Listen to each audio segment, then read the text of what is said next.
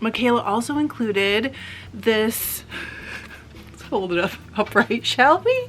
Okay, welcome to my house where you never know what random weird thing the dogs have chewed up and you'll step on it.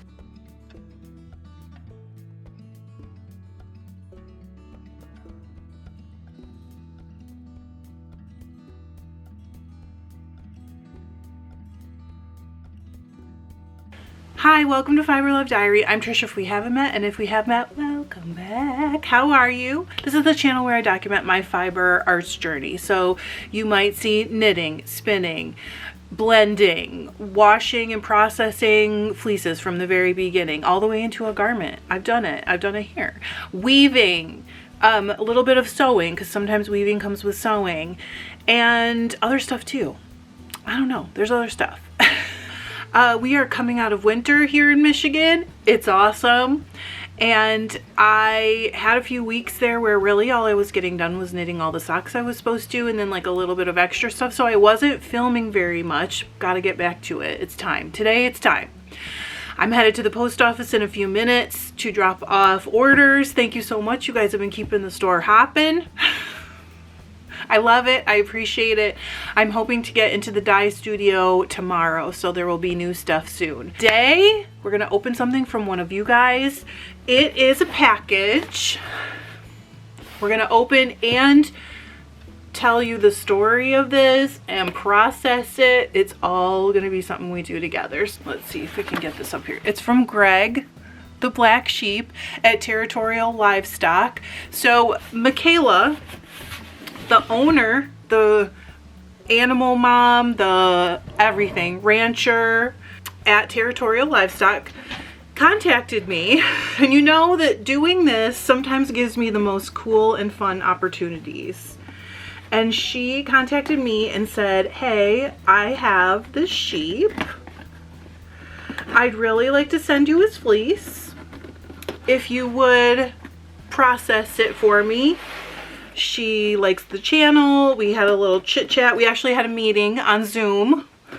She was like nervous about it. I kind of am too when I have to do Zoom meetings. So I'm going to turn you so you can see the box while I open it, and let's get it open. Okay. So Territorial Livestock is in Yuma, Arizona. I can't find my good purple knife, guys. I know I will. It'll turn up. I never take it anywhere. It'd be funny if it was on my table because it's just messy, right? It's not. Okay. So we had this whole chat kind of about what she envisioned, and she also sent me this envelope full of stuff. I asked her to send me info about Greg. She sent me a passport for Shave 'em to Save 'em, which I have not participated in yet. I thought that was really nice of her. She somehow got two, I think.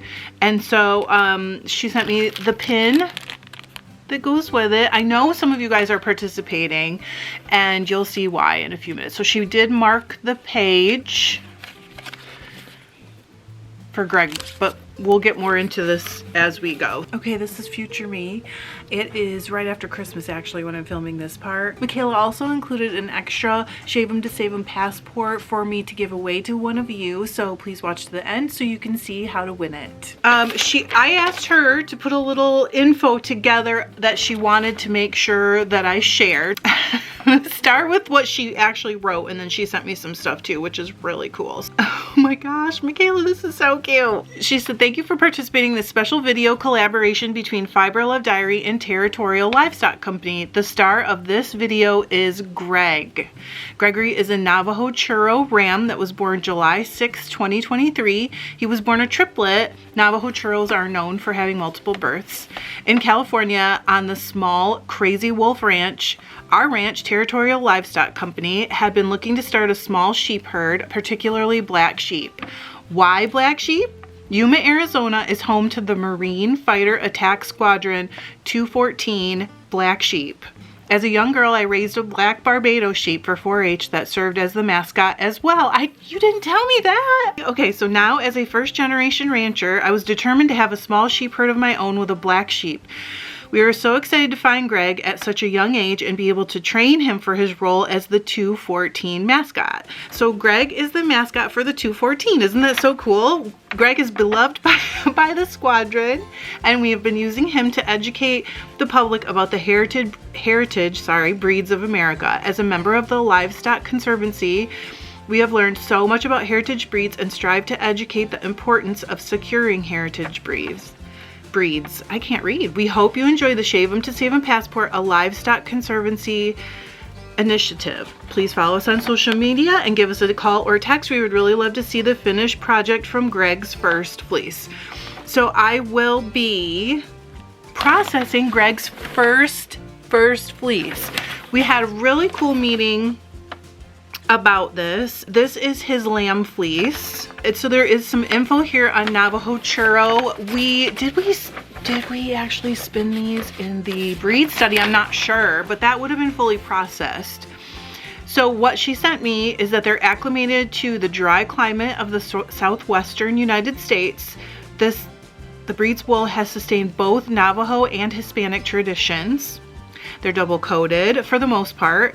It says, although the degree to which an outer coat is present or evident varies. As with many breeds, breeding has changed things, and because they cover a big swath of the United States, sometimes climate and that kind of stuff, just conditions, changes things. The presence of the outer coat contributes durability to textiles made from Navajo Churro wool, while the undercoat provides cushioning and insulating quality. In that way, it's a lot like an Icelandic sheep. There may be a little kemp, but we'll show you kemp if I find some. It's relatively uncommon and sparse. When the sheep are raised in their natural environment, their wool has a low lanolin content, so that'll be nice for us washing. Sheep raised in climates with more humidity and vegetation than the Southwest may grow longer, coarser fleeces that contain more lanolin. Navajo Churro wool exemplifies versatility. It also works well for sweaters, mittens, gloves, and other useful items. Weave it or try it in knitted lace or color work. Interesting. I have not thought about that. So this information actually came from the Heritage Sheep Breed fiber profile for the Livestock Conservancy. She sent me all that about Greg. So exciting. And then this is all the info, whoops, that goes with the Shave 'em to Save 'em passport. So it's really about what they offer with your passport, and let's see, the rules. Okay, and then also the breeds listed are on this letter, but they're in the passport as well. And the point of the passport is to go through and try all these different breeds that are either critical, threatened, on the watch list, recovering, and try some. Try it and maybe make notes on it, learn about it, all that stuff. So that is the point, and you get this passport so you can go through. I am going to go through and do the ones that I've already tried, which is a good number, but not all. And then maybe I'll work on what's left. But Greg is going to be number one. Let's open the fleece. She's got it all tied up. This is Greg's fleece in this bag right here, and I was informed that Greg gets baths because he goes out to meet the public. So I expect this to be pretty clean. Not that it matters, because you know me, I love a dirty fleece, but I do expect it to be pretty clean compared to what I have had in the past. So I don't know, maybe I want to leave that on. I don't know, maybe I do, maybe I don't. Okay, so here's the tag. Oh, and she stamped it.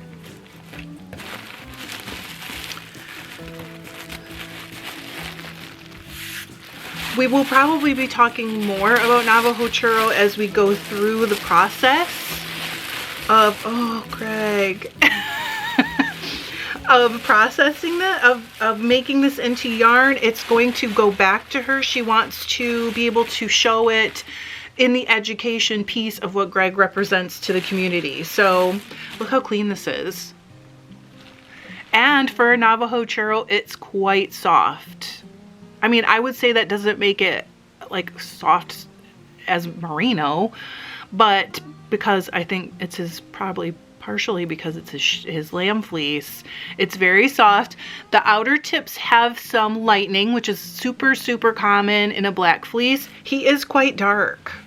I can tell that his fleece is quite dark.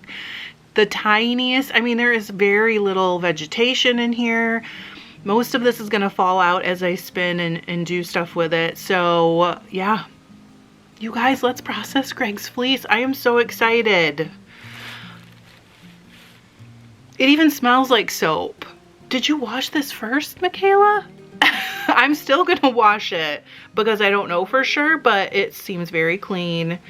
And let me pull the lock out and show you guys. It looks very representative of what I've had in the past of Navajo Churro as well, and Icelandic. It is similar in the lock structure.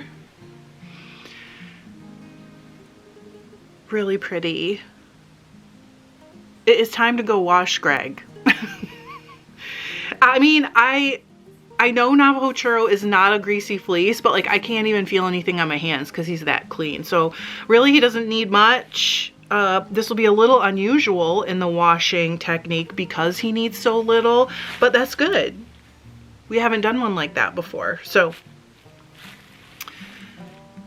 this is gonna be fun. Let's go wash Greg's fleece. Hi, it's a Monday. It's probably like a week or two later, 2 weeks maybe, I'm not sure. And if you know me, you know I've been doing laundry. I do a bunch of stuff on Mondays as part of like my routine. And I just got the garden ready for soil amendments and tilling, so I'm very excited. All that hot water and the work in the garden already made me sweaty, and then that's gonna make me sweaty again. I look like a mess and I don't really care. So we're gonna wash Gregory's fleece. Now, just so you guys know, Gregory, I think I mentioned this before, Gregory does get regular baths, but I figured I should still wash it. I know Micaela is very conscientious about him. And then, but if I wash it, I'll know for sure exactly what's going on, and then it'll kind of help me get to know the fleece. That seems like a weird thing to say, but it will, because I'll see all of it at some point, and it'll kind of help me just, like I said, get to know it. So for a Navajo Churro, he is very soft. It's his lamb fleece, so I would expect that. My current plan is to card it.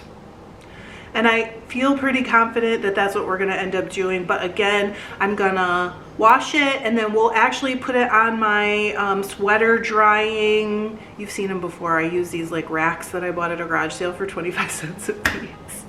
First, they were supposed to be for sweaters, and I can put them out in the sun because we're having a really nice day. So I'm gonna go ahead and get this going. We're gonna do the same thing I always do, except I'm gonna ease off on the water temp just a little bit because I just don't think it needs it.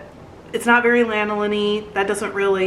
That's actually a pretty normal breed characteristic, that doesn't have a ton of lanolin, and also, like I said, pretty clean. So I'm not going to get obsessed about the temp, but other than that, I'm going to wash it the same way I always do, with some Blue Dawn. Just a quick thing about washing fleeces: you should use whatever makes you happy, do your thing, but please bear in mind when someone who is trying to sell you super expensive soap tells you that you can't use things that you find in a normal store at a normal price, just please, like, keep in the back of my mind, well, yeah, they're trying to sell me stuff that's like $70 a gallon. So of course they're saying we can't use it.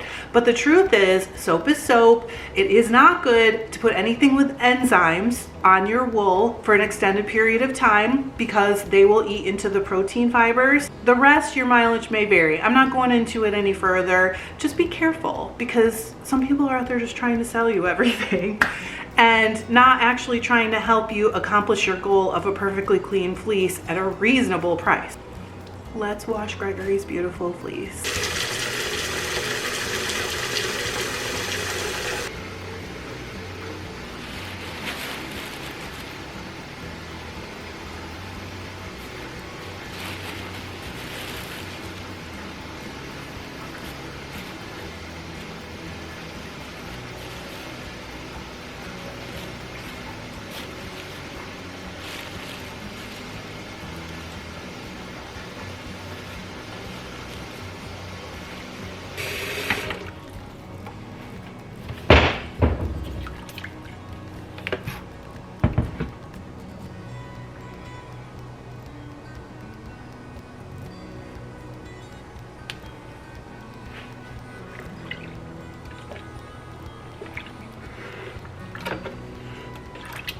we're all set. I'll be back in 15 minutes. You can already tell just by looking at the water in here that this fleece is way cleaner than I'm used to. So that's awesome. I think I'm gonna just go with one wash and like 1 or 2 rinses. The rinses are more just because Dawn is not that easy to take off in one rinse. And then we're gonna put it outside. All right, I thought I'd just show you. I mean, you just really can tell it's not that dirty if you look at the water. So I am going to go ahead and dump this outside and then start rinsing. It's gonna go really quickly because it's so clean, and that's really awesome. So thank you, Micaela. I believe you prepped for this. Let me get through that, and then I'll show you guys the washed fleece. As you can see, I got a second bucket going. I bought this at my local, it's called Family Farm and Home, but it's like a Tractor Supply last year. And when I wash outside at the shower that's by the pool, I use this. So I thought I would just bring it in, and then I can have 2 batches going at once. This one just needs 1 more rinse. We're out on the porch. So I'm gonna open it up a bit. Definitely not felted. I wasn't worried about that though. This stuff does not felt that easily, so it wasn't a big concern. I'm sure it's not impossible to felt, but you know, it's not that easy to do. This is the first little batch. I'm just gonna roll it in the towel.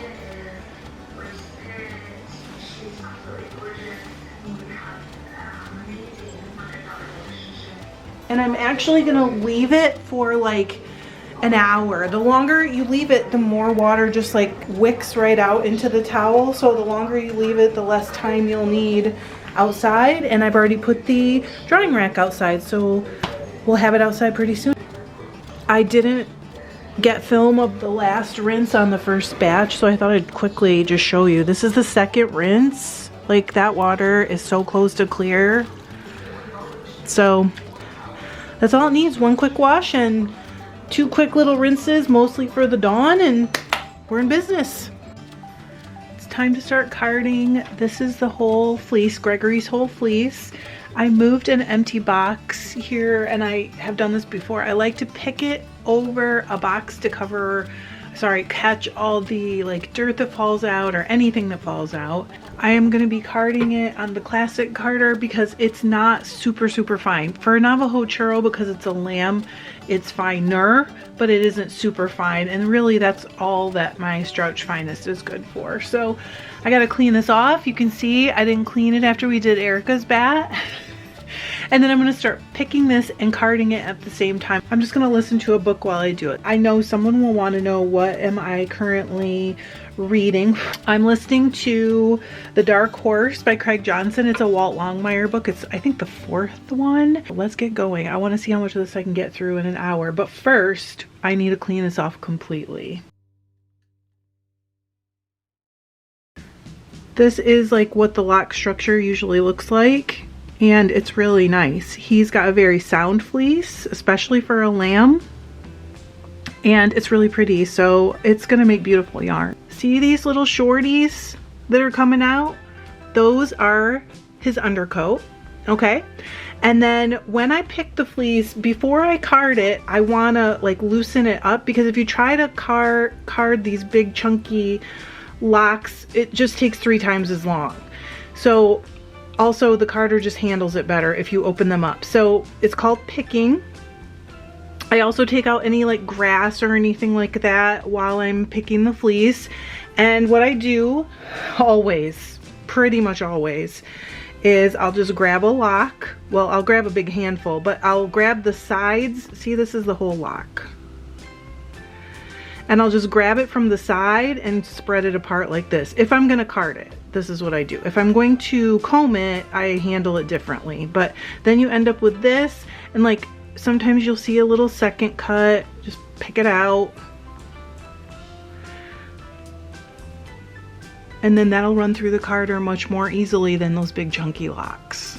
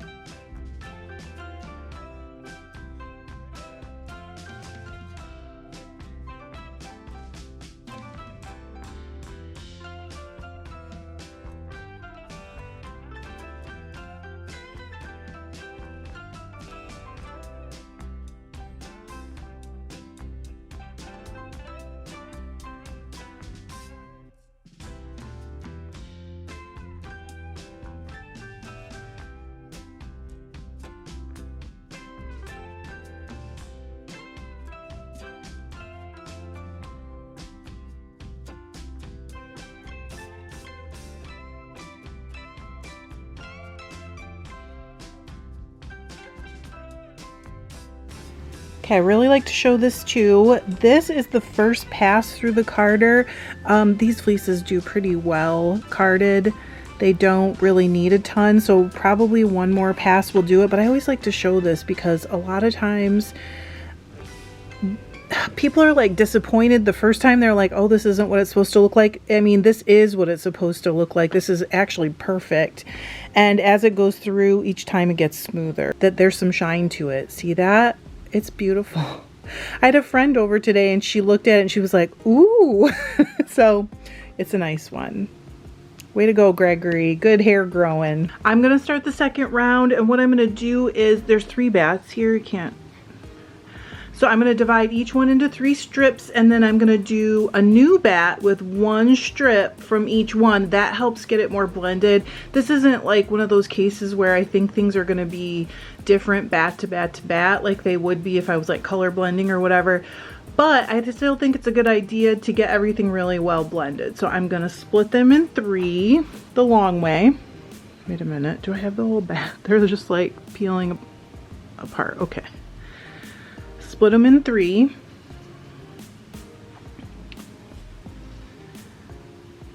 And then I'll take 1 piece like this from each bat and card it. I didn't get too crazy trying to clean this off because I'm just going to continue to like have the same stuff go through.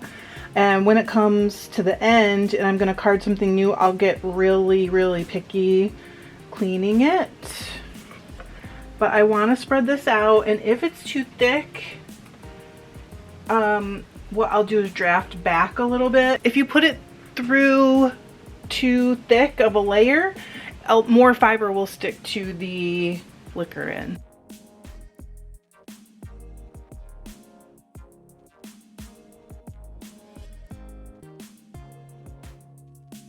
See, the first time through is the hardest because you're also doing the picking, or at least I was this time. But like this is gonna go really fast. The second and third passes, I actually think I can probably, a second pass is all this needs, but we'll see when it comes off. So I am gonna get through all these and then we'll be back. I'll show you what they look like after the second pass. So this is what like the hair part, the outer coat looks like, okay? Once it's carded, it looks like hair kind of. And then this is what the undercoat looks like. See how it's like got a little bit of like curl to it. It's fluffy, and it's shorter, much shorter. See that? So that's very normal for Navajo Churro sheep. Gregory is a beautiful example of a Navajo Churro sheep, by the way. So that's the 2 things I'm talking about when I'm talking about the 2 parts of his coat. There will be a little background noise, I'm sorry, but this is 2 passes. I'm gonna spin this. This looks pretty smooth and I'm really, really quite happy with it. So I'm excited. It's time to go to the wheel.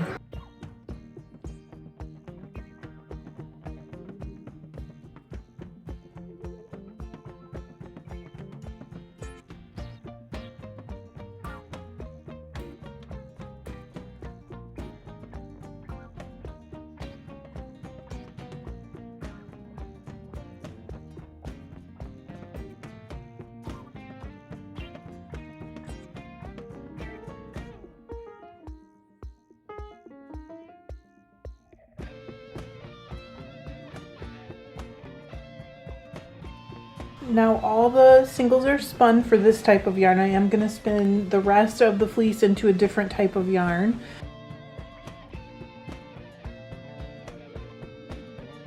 They're on these bobbins. So now I will apply these together in the opposite direction, and that will make them a lot stronger.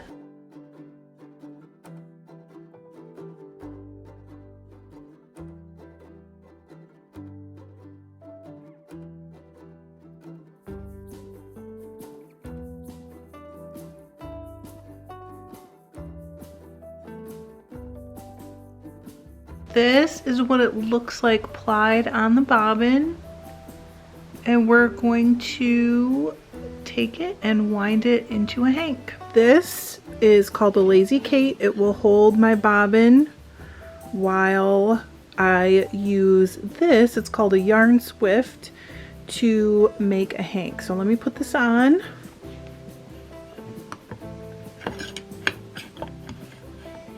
See, it just holds the bobbin while it unwinds. There's more than one way to do everything I do, but what I like to do is make a little slip knot, put it over one of these pegs, and then I just start winding and I count.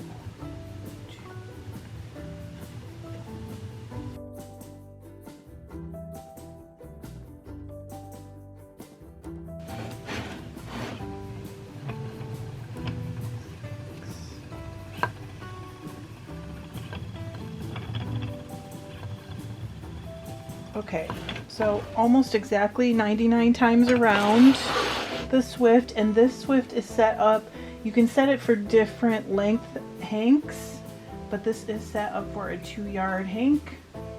So if it's 99 times around, which it was, that tells me that it is 198 yards. When I do a tag, I always use these Tyvek bracelets because you can wash them and still read the writing. So this is Greg, 198 yards, and it's a regular 2-ply. And then I just tie it. When I tie the hank, I add it to the end that I'm going to tie on, so that Micaela will have a label and she'll know how many yards there are here and which yarn is which. We're now gonna go ahead and spin some coarse spun. This would be good for almost anything. It'd be super great for weaving, but you could knit or crochet with this as well. It doesn't have much spring, so you just have to keep in mind that it won't like have a lot of memory to it. It will just kind of be drapey. This is how far we are so far. Let's go card the rest of the fleece so we can coarse spin it. So here is the fleece I'm picking.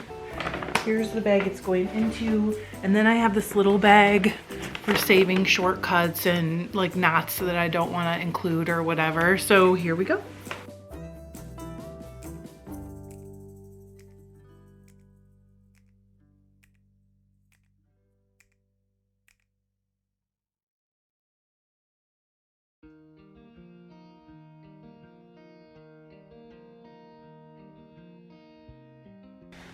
Okay, this right here is why you want to put something underneath you when you do this. Yeah, that is all like fuzz and dirt that came out of the fleece, and this is very normal. In fact, I would say hi BB, I would say for as much fleece as I just picked, this is actually not a lot. It's not bad at all. So I'm going to wrap it all up in this tablecloth before my dogs start walking through it and shake it out outside. It has stopped raining. I picked all that. No, sorry, there was some in this bag. And then that whole bag was picked today. You gotta back up. You can't step on the dirty part, okay? I'm completely finished picking this fleece, so tomorrow we're gonna card it. See that? All that dirt in my glasses is from this. So, I mean, but that's so normal. If anything, this one is a bit less dirty than, you know, most of the ones I've picked. So we're gonna clean these right now.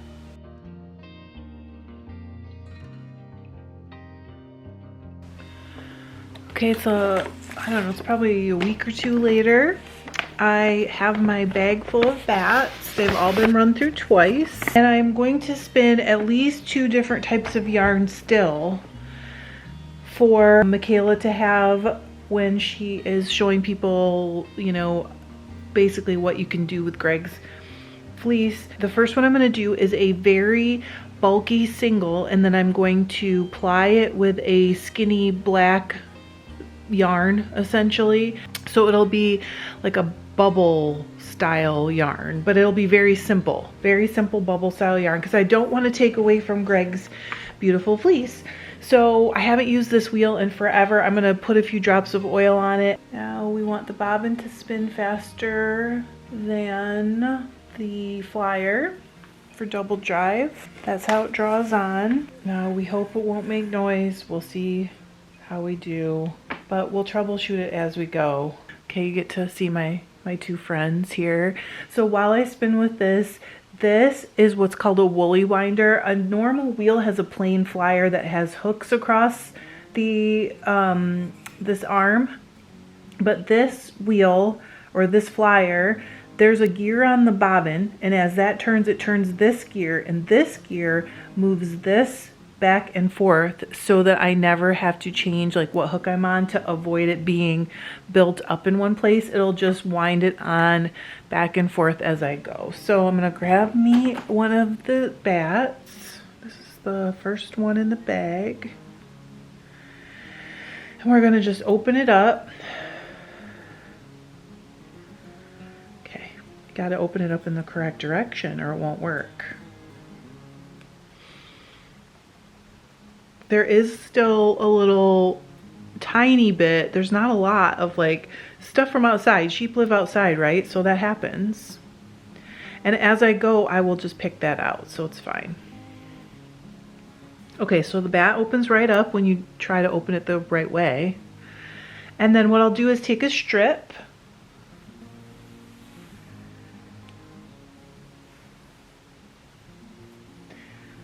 Okay, and then we're going to just do what's called drafting. So I'm going to draft a little bit off just so I can put it through the loop on the leader. And again, if this wheel makes a little bit of noise, I'll probably just voice it over so that you don't have to hear it, because some people don't like it. Some people love it when a wheel makes a little bit of noise. Get it just right. Okay, it's just a tiny bit of a clack. It's not bad. Just a little bit more. And hear that? See, I don't know what's clacking. I need to figure it out. That is not something that's wrong with the wheel though. It's hitting. Is it hitting this? I bet you it is. I'm gonna spin a pretty thick single and just let it go.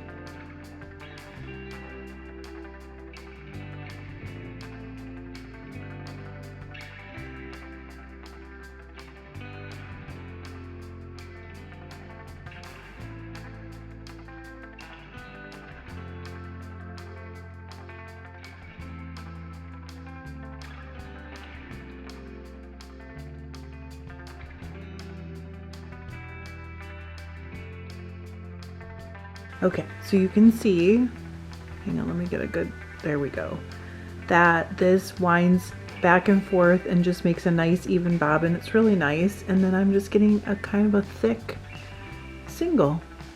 So I'm gonna finish up this bat and take one strip from the next bat and then we'll ply it.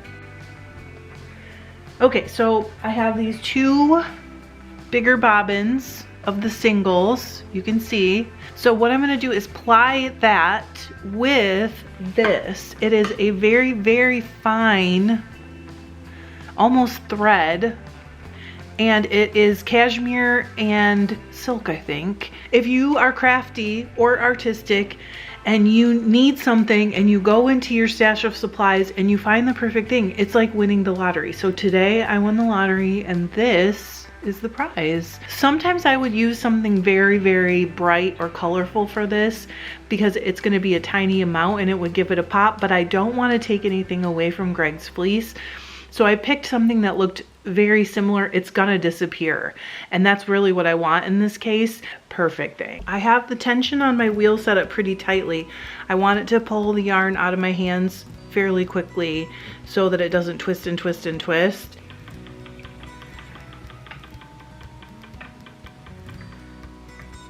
So you can see that makes it like a bumpy yarn. It's kind of cool. So this is what it looks like. And when you knit it or weave with it or whatever, it creates a texture and it's pretty cool.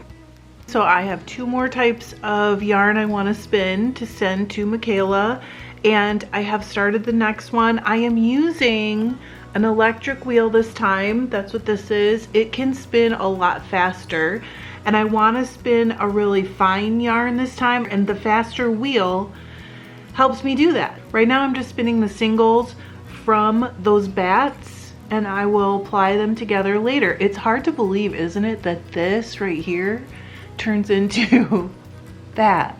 It's kind of crazy.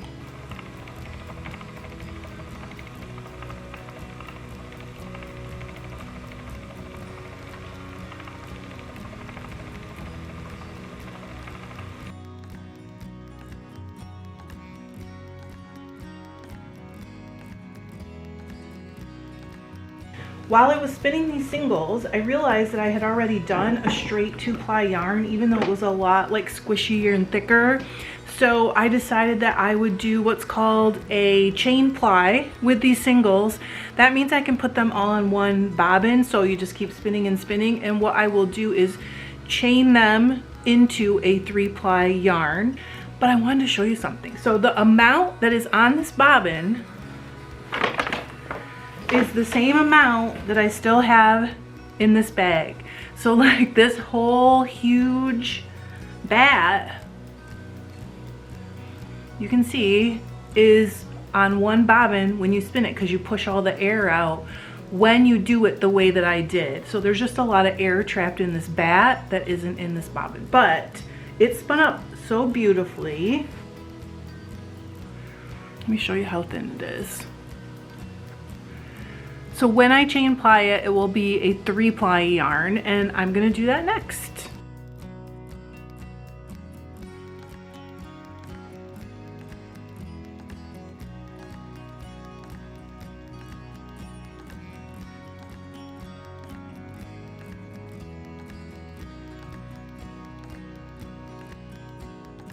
Okay, so we have finished that last yarn I was plying. Look at these two numbskulls. Having fun over here, being best friends. I'm all set. I will give you a really close-up look on all the yarns before the end or right around the end. So all I have left is about 1 1/3 bats. I'm going to spin a core spun yarn for this. Basically, just for anybody who hasn't spun a core spun yarn or hasn't seen it done, you use another yarn, usually a commercial yarn, but you don't have to, for a core. That's where the core and core spun comes from. And then you just spin, basically holds the wool, or I mean usually it's wool, but it could be something else that you're spinning, out to the side of it and let it wrap around the core as you spin. This yarn is traditionally used for a lot of different things, but a lot of times it's a rug or something that you want to weave. So a lot of times it's for a rug, but you can weave other things with it. It's not the best for knitting. Some people crochet kind of like around it, so they catch it in their crocheting, and also they weave baskets with it sometimes. Those are some of the uses. I'm sure people use it for all kinds of things, but those are the main uses that you will see a core spun yarn used for. It's very typical for this breed of fleece, so I thought I need to send some that's core spun to her. So I'm gonna get going, and I will try to focus in on my hand so you can see what I'm doing. Do you yell your mama? You're a good girl. Pull my core into the loop on my leader. All right, so pull that in a little. All right, now this is gonna catch on its own.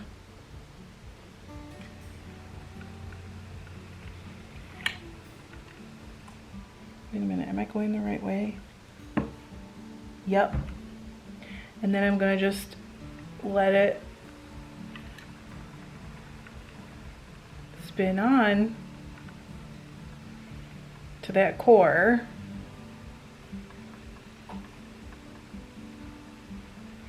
I'm going to leave some spots a little thicker, some spots a little thinner. That makes the weaving more interesting if you weave with it.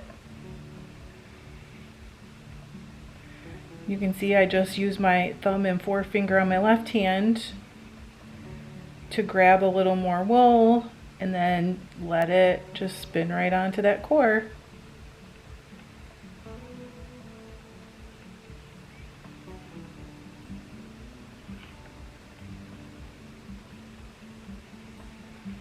I also turned the speed way down because you just don't need it going super fast for this.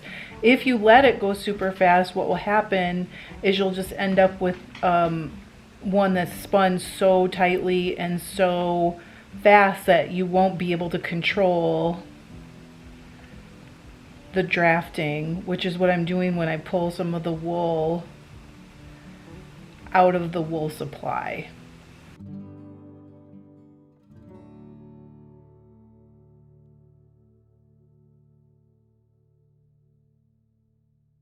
Hi friends, I am finished spinning this. I'm going to show you the finished yarns. They are slightly damp still. Last night I washed them all together. And then I hung them outside to dry. I mean, it is so slight, but I cannot ship them until they're entirely dry because, you know, it won't be good to have them sealed up. But I'm gonna show you. So this is the first one, the 2-ply that I spun more kind of in a fluffy format. I'm gonna come in really close and make sure I get some light on it. You can see it's a pretty thick yarn. I know my nails aren't done, but it's very squishy. For this breed, it's a little harder to get really squishy. This is about as squishy as you're gonna get. It's very nice, very fluffy. This was a really nice fleece. 372 yards of this particular yarn. Here is the kind of crepe-esque yarn.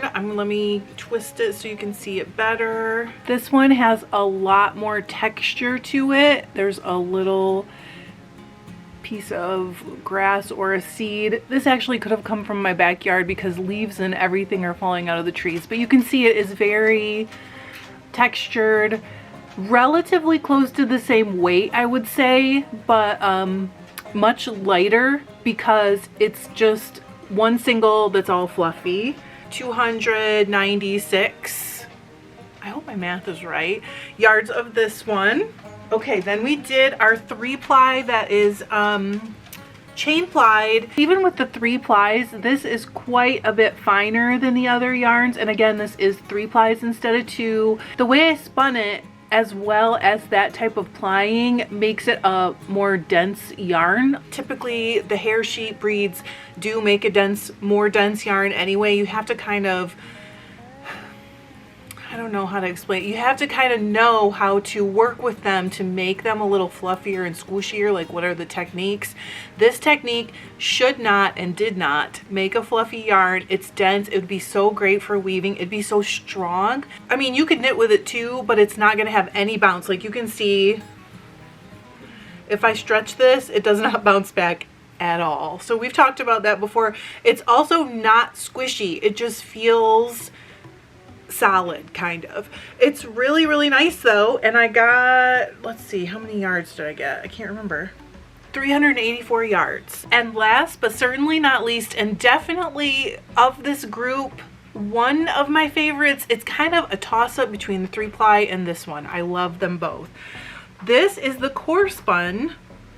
So this is a very traditional use for this type of wool, and you can see that it just makes it look almost like a dreadlock is how I kind of envision this looking, or how I kind of interpret it with my brain. I absolutely love this one, and I think it is such a great use because you don't look for stretch or squish or bounce back in a weaving yarn. It makes a great weaving yarn.